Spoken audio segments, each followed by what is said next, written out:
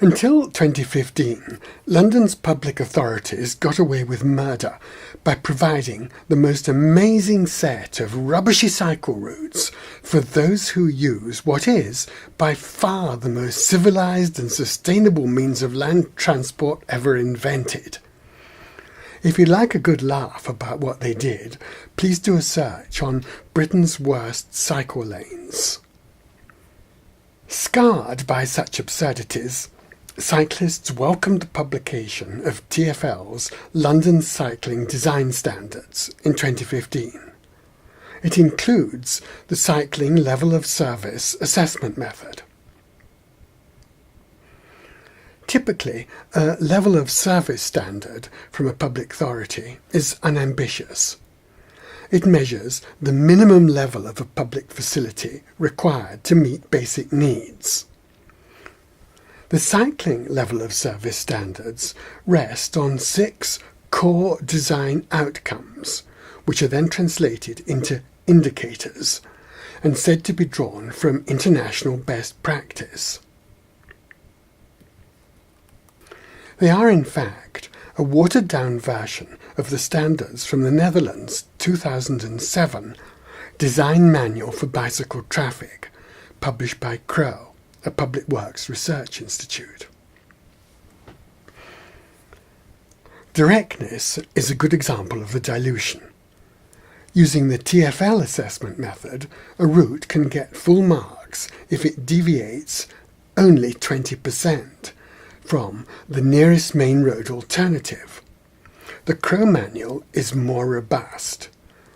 It categorises directness as a requirement rather than a desirable outcome, and it recognises, on page 26, that when a journey time by bicycle is longer than by car, this becomes an important reason for using the car and not the bicycle.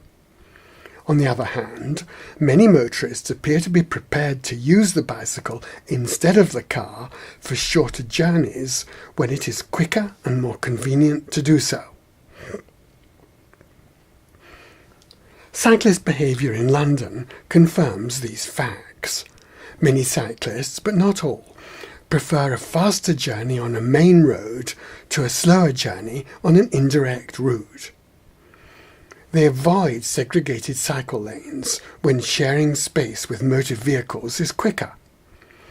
With far too little money invested in cycle infrastructure, not one penny of it should be spent on facilities that cyclists refuse to use.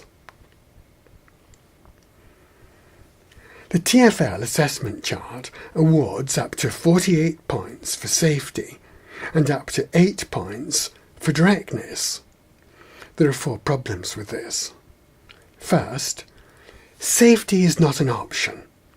If a cycle route is unsafe, then, as when a drug is unsafe, it should not be advertised to users. It's true that some pregnant women used thalidomide without their children getting birth defects, but the drug should never have been marketed. Second, TfL provides no empirical evidence for its weighting system. Why is safety 6 times as important as directness? Why not 3 times? Or 30 times? Or 1,000 times? Third, TfL state that one of the 2 main objectives for the cycling design standards is to entice new cyclists onto the network. Good thing to do. But cycle routes which lack directness won't do it, as the Crow manual explicitly states. Fourth, as with all the TfL indicators, safety varies between the sections of each cycle route.